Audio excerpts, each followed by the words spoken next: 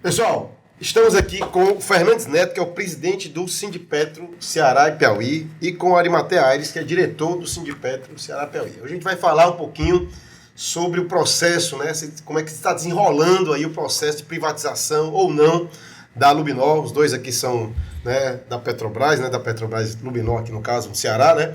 E a gente vai aqui discutir um pouquinho sobre esse processo, em que pé está e quais são as expectativas, né, desse negócio se desenrolar, né, para concretização ou não desse processo que começou em 2022, né, Arimatea? Isso, na verdade começou em 2019. Né? Lá em 2019, o próprio desgoverno passado fez junto de forma nacional digamos assim, um desinvestimento da área de refino, onde ele estava propondo lá a privatização de 8 das nossas 13 refinarias. Todas elas fora do eixo sudeste ali, né? Então conseguiram atacar boa parte aí do Nordeste, mas a Lubinol a gente ainda está conseguindo segurar. Então, desde 2019 tem processos em andamento, mas o da Lubinol especificamente teve um pontapé no ano passado, em maio de 2022. Perfeito. Arimatea, a Lubinol aqui, para quem não conhece, para quem não sabe o que é a Lubinol no estado do Ceará, o que é que a Lubinol faz, qual é a relação dela com a Petrobras, o que é que ela produz e qual é a importância estratégica dessa refinaria aqui para a nossa região? Juraci, falando aqui um pouco aqui sobre o histórico da Lubinol. A Lubinol, na verdade, ela começou como asfalto, né, como uma fábrica de asfalto aqui em Fortaleza, em meados do ano de 1966. E tem um ponto importante que mais na frente você vai ver que esse ponto está diretamente ligado em relação ao processo de privatização. E por sinal, é até um dos entraves. Então, a Lubinol hoje ocupa uma área de cerca de 400 quilômetros quadrados aqui no bairro do Mucuripe, aqui em Fortaleza. E 30% dessa área pertence à Prefeitura de Fortaleza, visto que lá na década de 60, a Prefeitura, na época, fez a cessão desse terreno para a Petrobras. A Lubinol, e anos depois, a Asfalt deixou de ser somente uma fábrica de asfalto e passou a ser, além do asfalto, uma fábrica de lubrificantes. A Lubinol hoje é responsável por 13% do asfalto produzido a nível nacional. Então, os 9 estados do Nordeste, juntamente com o estado do Pará, que fica na região norte, são abastecidos pela Lubinol. Tem também outro ponto importante, Juraci, que a Lubinol é a única planta do Brasil que produz lubrificantes do tipo naftênicos. Então, quando a gente vê aqueles transformadores, são equipamentos elétricos de grande porte, né, ali você tem que ter um lubrificante exatamente para garantir o isolamento de todos aqueles componentes eletrônicos que estão em funcionamento. Perfeito. Geralmente eles estão funcionando ou em média ou em alta tensão, e o lubrificante é de fundamental importância não somente para garantir o funcionamento desse tipo de equipamento, mas como também questão de segurança, evitar incêndios, tragédias, coisa do tipo. E somente a Lubinol ela produz esse tipo de lubrificante. Então, a questão dos 30% da prefeitura, né, da área do terreno, é exatamente um dos entraves, os quais que o processo de privatização ainda não foi concluído. Perfeito. Fernandes Neto, então assim, esse processo de privatização teve início em 2019, né, na gestão do então ex-presidente, e aí como é que está agora? Qual é a data limite, quais são as obrigações ou aportes que têm que ser feitos para consolidar o negócio ou não consolidar? Vamos lá. Na verdade, esse processo que se iniciou em 2019, eles conseguiram concluir algumas refinarias, né, principalmente aqui no Nordeste. A da Bahia foi vendida, a de Manaus foi vendida lá no Norte, Rio Grande do Norte praticamente não ficou com nada. E aqui no Ceará, especificamente da Lubinol, em maio do ano passado, de 2022, foi feito o primeiro passo desse processo que eles chamam de sign. Foi a assinatura desse acordo de venda com essa empresa lá do Paraná, o Grupo Grepar. E aí, da assinatura até o fechamento, que a gente chama de closing, tem um prazo aí de 18 meses. que ele se encerra em novembro desse ano. De 2023. Isso. Mas aí, durante todo esse período, tem que se cumprir várias outras etapas, né? E até etapas jurídicas, que a gente tentou barrar esse processo de forma jurídica, como, por exemplo, lá no TCU, onde a gente questionou a questão do valor da venda, que foi 55% a menos do que o valor realmente de mercado, mas infelizmente foi aprovado. A gente passou pelo processo junto ao CAD, que falava sobre a questão da criação de um monopólio privado, né? As refinarias da Petrobras, elas estão espalhadas no Brasil de forma a atender mercados regionais. Claro. Então elas não competem entre si. Então a venda de uma refinaria dessa, ela sai de um monopólio público para um monopólio privado. Claro. Isso é um grande problema.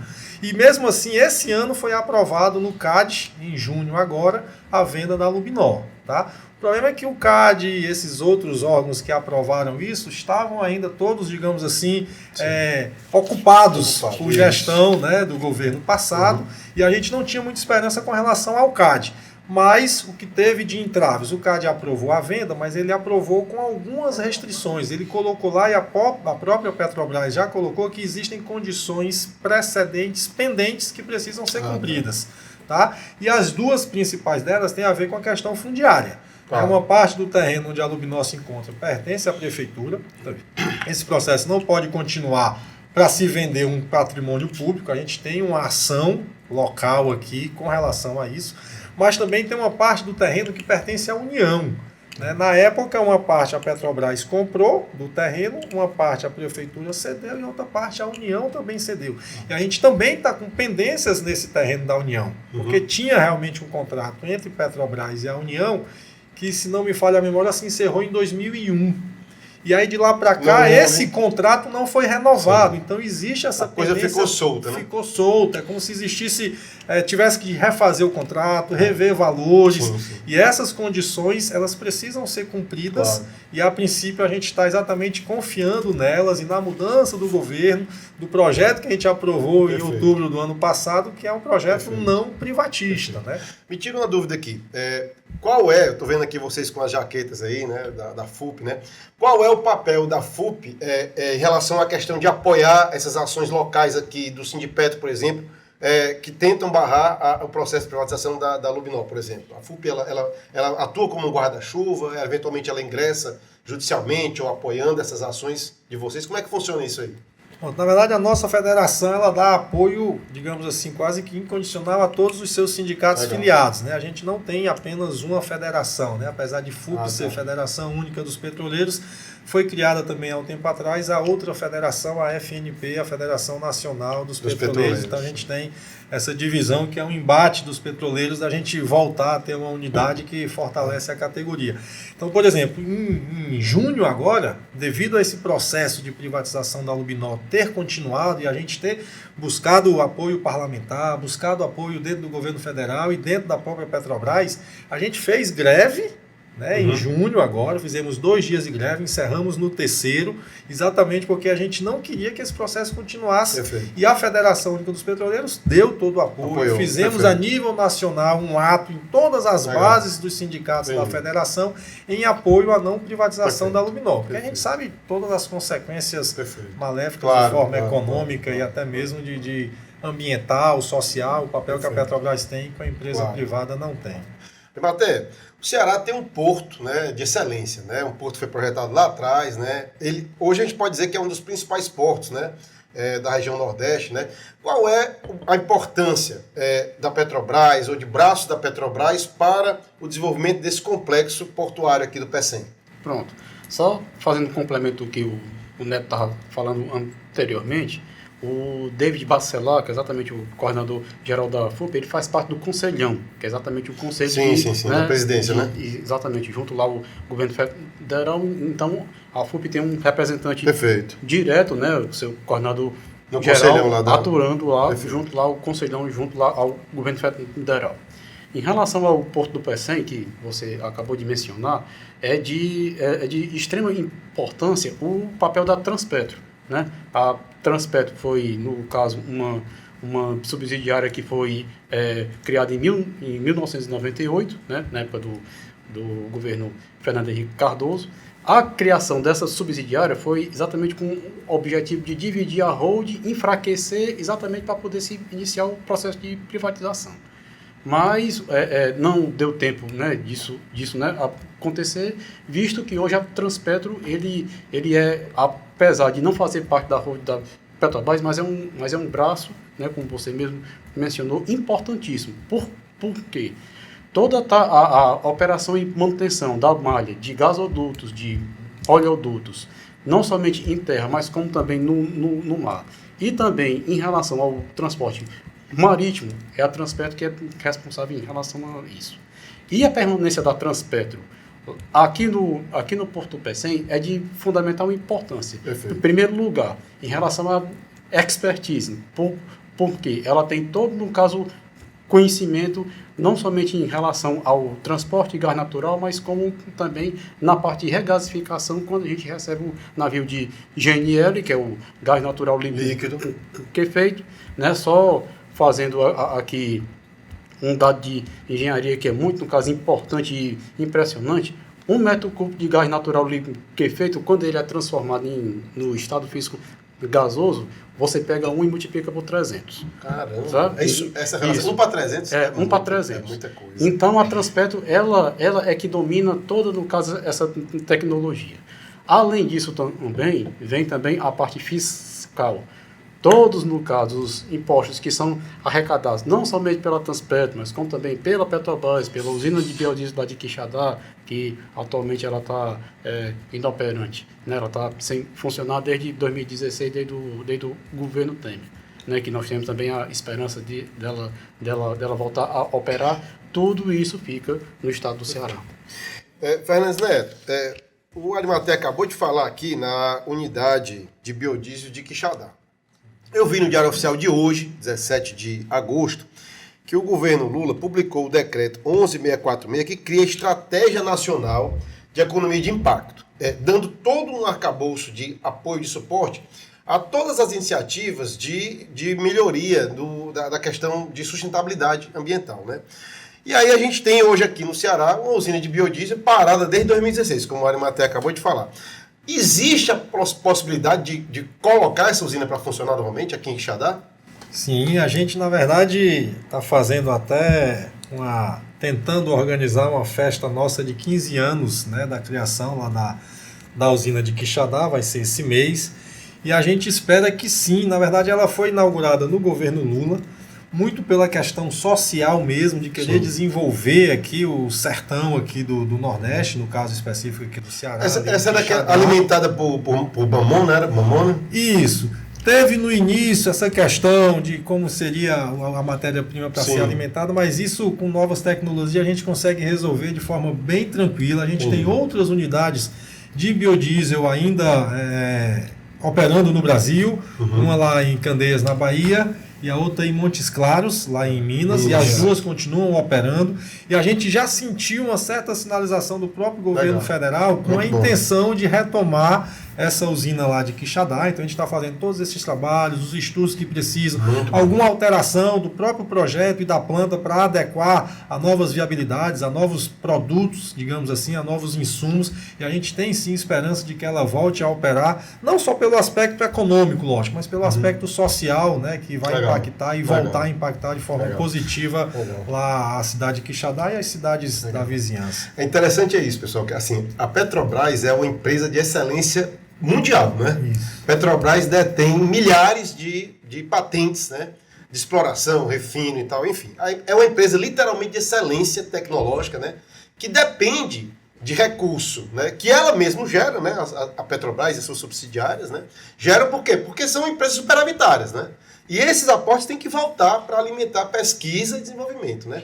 Aí falando em pesquisa e desenvolvimento, o Ceará, ele tem petróleo aqui no litoral. O que a gente pode dizer de Paracuru aqui? Como é que está, Arimatea? Paracuru, infelizmente, né, nós temos cerca de 8 a 9 plataformas aqui no litoral de Paracuru, só que desde 2020 essas plataformas elas estão sem operar. Elas estão sem produzir, né, por ordem do governo federal. Né? Infelizmente, né, elas ficaram sem produzir. e elas entraram em um processo que a gente chama de hibernação. Tá. Né? E Paracuru, o óleo que se extrai lá, ele serve para quê, basicamente? Qual é ele gera, qual é o produto final? O óleo de Paracuru ainda é, no caso, um óleo pesado. Certo. Então, como a Lubinol, ela tem a planta dela, digamos, como é que eu posso dizer, projetada, exatamente para poder refinar esse óleo pesado, então o óleo produzido em Paracuru, ele vira asfalto. Lubinol Vira asfalto e lubrificante. E pode virar também lubrificante. Perfeito. Então hoje, se a Lubinol não está recebendo esse óleo de Paracuru, a matéria-prima vem de onde, basicamente, aqui no Ceará?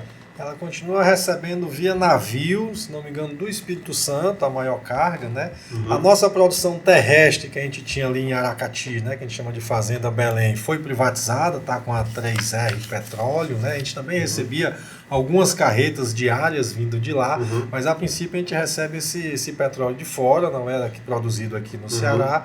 Mas, como você mesmo disse, a própria Petrobras ela dá conta de atender todas as demandas das refinarias, diferentemente das, por exemplo, as refinarias que foram privatizadas, como a lá da Bahia, né, onde eles já estão questionando o próprio fim da paridade de importação dos combustíveis, porque eles não conseguem atender, o próprio preço do petróleo que a Petrobras quer vender para as suas refinarias e para ela quer que seja mais barato. Então, esse processo de privatização que a gente, digamos assim, não deveria mais estar tocando nesse assunto, nesse governo, infelizmente a gente ainda tem que tocar, causa para a gente um desconforto muito grande. A gente queria daqui para frente, na verdade, estar falando de reconstruir a Petrobras aqui no Ceará, de reconstruir de alavancar a Petrobras, e desenvolver mais de fazer ainda. Com que ela tenha aquele slogan, né, do poço ao posto, que depois foi do poço ao poste, porque a Petrobras vai realmente voltar a investir em energias renováveis, na transição energética. A gente quer que isso realmente aconteça. Falando disso, Arimatea,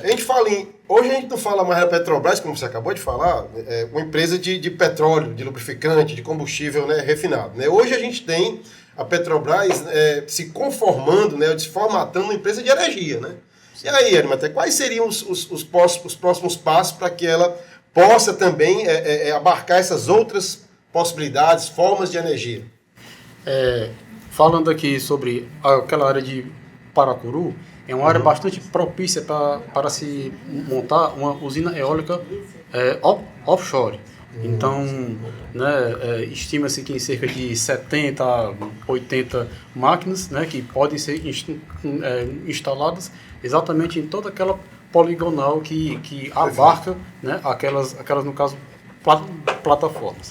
Outra parte também, em relação também à transição energética, né, que está sendo produzido, se eu não estou enganado, na refinaria lá do Paraná, é exatamente o diesel R, que é exatamente um diesel, né, que usa mais biodiesel, né, na sua no caso, composição. E tem também outros elementos que são, no caso, recicláveis e que fazem parte também desse diesel R.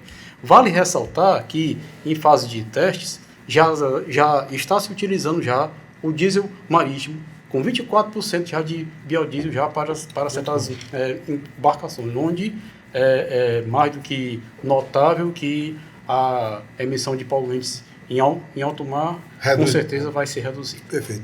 Fernandes Neto, a gente está chegando aqui já no final, né? Depois eu vou abrir para vocês fazerem algumas considerações, mas eu queria que você falasse um pouquinho sobre o projeto da Margem Equatorial. O que é isso? Quais são as possibilidades de desenvolver esse projeto? Explica aí para o nosso público aqui. Na verdade, a Margem Equatorial, o pessoal até colocou na mídia, né, como um novo pré-sal, mas não existe uma camada de sal nessa descoberta que a gente tem. É aquele que estão falando que é lá na Foz do... Começa lá no Amapá, na verdade, até na Guiana Francesa, né, dos países, mas aqui no Brasil, do Amapá, e vem até aqui o Rio Grande do Norte. Então passa aqui pelo Ceará. Temos aqui já poços que foram perfurados e que foram até identificados, né, que existe sim essa formação, mas a comparação de ser um novo pré-sal é pelo volume mesmo que essa reserva tem de potencial para apresentar. Tá? Tivemos esse problema, digamos assim, de liberação ambiental lá no Amapá, mas que a gente tem certeza que vai ser resolvido, porque a Petrobras tem sim, digamos assim, a expertise para fazer esse tipo de exploração de forma segura, ambientalmente correta, mas a princípio, né, a gente está trazendo, se não me engano, essa sonda para o Rio Grande do Norte. Tá. E aí a gente espera que possa começar no Rio Grande do Norte ou possa começar no Ceará. O que está se pretendendo agora é fazer uma prospecção preliminar, né? Para poder sondar. Não é ainda a exploração propriamente dita, né? É quase já a exploração. Na verdade, já a prospecção para a descoberta do reservatório já existe, já foi feita. A gente precisa produzir, né, fazer a perfuração dos poços e identificar os poços que são viáveis. O potencial de cada produção. E aí começar a fazer a exploração de alguma região. Né? E como é de águas profundas, como é no próprio pré-sal, existem as parcerias da Petrobras, né, desses blocos que são leiloados, mas sempre tem aquele percentual que a gente vai exigir, continuar exigindo que tenha a participação da Petrobras. Então, isso vai dar uma alavancagem para o povo aqui do Nordeste, digamos assim, de substituição do petróleo produzido no pré-sal, quando ele tiver, digamos assim, numa fase de não mais crescimento e possível declínio, por, lógico, capacidade da reserva, vai ser a reserva da margem equatorial que vai fazer esse suprimento ali de 2025 para 2030 para frente. A gente deve estar produzindo em grande escala aqui na margem equatorial. E a gente, na verdade, espera e cobra muito dos nossos parlamentares aqui no Ceará, porque a gente, dos estados aqui do Nordeste, a gente vê o Ceará como um ainda, digamos assim, de estrutura à frente dos demais, porque a gente tem 2 portos, um aqui no Mucuripe e outro no Pecém, que é muito bom. A gente tem as plataformas de Paracuru que podem servir de apoio para qualquer tipo de necessidade dessa margem equatorial. Nós temos um pier petroleiro lá em Paracuru, nós temos ainda a refinaria Lubinó, que é da Petrobras, que pode servir também de apoio para isso, que tem interligação de gasodutos lá das plataformas para cá. Então, um poço produzido na margem equatorial, produzindo gás, esse gás facilmente chega até as plataformas, e das plataformas já tem a interligação com o Lubinó. Então, a gente imagina que isso possa vir nos próximos anos a ser um grande potencial, além também do potencial, como o próprio Arimateia falou, de produção de energia eólica offshore. A Petrobras já anunciou que tem possíveis 3 campos, um no Rio Grande do Norte, um aqui no Ceará e um no Piauí, onde ela vai começar a fazer essa questão. Lógico, tem toda a questão ambiental, a questão dos pescadores. E essa energia seria para suprir a necessidade das plataformas. Também, mas também no caso do Ceará poderia ser para suprir a questão do próprio hidrogênio verde, que a Petrobras pode estar também engajando essa energia nova, e precisa de muita energia para a questão da produção de hidrogênio verde. Então a gente tem assim, a gente vislumbra um crescimento da Petrobras aqui no Ceará e no Nordeste como um todo, para os próximos anos, de forma assim, bem agradável. Tomara que sim. Pessoal, vamos chegando aqui ao final. Vou abrir aqui para o Arimateia, para o Fernandes Neto, para vocês fazerem aí as suas considerações finais, aí falar para a base de vocês, falar para os nossos parlamentares, né, prefeitos, governador aí e tal, porque a gente precisa de apoio. Então, o microfone está aberto aí, Arimateia, depois o Fernandes Neto aí. Bem, eu gostaria primeiramente agradecer, né, a nossa participação aqui no podcast, sendo no caso em Posturas, né, é um canal que está sendo aberto, né, exatamente para poder desnudar muita coisa que até mesmo a grande certa imprensa fica, no caso, querendo, encobrir. Nós aqui, né, estamos, né, desnudando de uma maneira clara e direta. Um pedido que eu gostaria de fazer para todos os internautas que estejam nos assistindo é que você pegue esse podcast e envie para um assessor parlamentar, o seu candidato a que você votou, para deputado estadual, para deputado federal, para senador, exatamente para poder ele ver a importância da Petrobras para certo estado do Ceará. Nós estamos nessa luta muito grande, exatamente para poder com que o processo de privatização ele seja completamente estagnado, porque nós sabemos que os prefeitos e todos os estados em que a Lubinol ela produz asfalto, com certeza eles vão sofrer com a majoração. Ou seja, o aumento do valor da tonelada de asfalto, e os prefeitos vão pagar mais caro, e com certeza a população também vai pagar mais caro também. Além disso, a questão social de geração de empregos e recolhimento de impostos, que é, no caso, importantíssimo para a manutenabilidade, né, de toda a máquina, né, não somente estadual, mas como também dos municípios, e aí áreas como saúde, educação, segurança pública, agricultura, né, são diretamente impactados em relação a isso. Então, eu digo sempre que o papel de uma empresa estatal não é somente gerador, que ela tem um papel que é muito maior, que é exatamente o papel social. Perfeito. Fernandes Neto, suas considerações aí, finais aí. Novamente, igual como o Arimatea falou, já se agradecer o convite, né, a participar do seu programa. A gente, toda a vida que eu sou convidado para participar, a gente não nega de maneira alguma a nossa participação, muito pelo contrário, a gente quer realmente estar trazendo essas informações que às vezes a própria grande mídia diz de um jeito e a gente sabe que não é daquele jeito que é dito, né? E falando da questão das privatizações, a gente sempre vem falando sobre isso, né? A gente que trabalha com o campo progressista, principalmente nessa questão estratégica e de energia, digamos assim, que a gente viu que aconteceu de privatizações que não eram ainda dentro da Petrobras, a gente já viu os grandes malefícios que aconteceram, né? E a gente via dizendo, gente, se privatizar, vai ter concorrência, vai baixar o preço. A gente dizia, não vai. E a gente teve que esperar acontecer, infelizmente, para a população perceber de que realmente a gente estava certo e a gente quer continuar batendo nessa tecla, né? De que a privatização não vai trazer, principalmente nessa questão estratégica, como a gente fala, de energia, de petróleo, né? Que é uma soberania nacional, que é o que pode impulsionar a nossa economia, que é o que pode trazer o Brasil de volta, né, a um crescimento econômico bem singular, né? Então a gente quer que, como a Arimatea disse, furar a bolha, né, levar essa informação ao máximo de pessoas possíveis. Pode ser que, da nossa parte, a gente vai fazer a divulgação que for necessária, a gente vai fazer isso para os nossos ouvintes, para quem está nos ouvindo, para quem está aqui participando, que faça isso também. E tantas e quantas vezes você precisar e quiser tocar nesse assunto Petrobras, energias renováveis, a gente vai estar à disposição para estar esclarecendo e para estar participando. Agradecer então, de coração. Já vou dizer aqui que já fica o convite aberto aqui para sempre que vocês quiserem retornarem aqui, certo? Nós nos orgulhamos muito de termos servidores públicos, né, como vocês, né? Nos orgulhamos muito de termos uma empresa de tecnologia, excelência em tecnologia reconhecida mundialmente, né?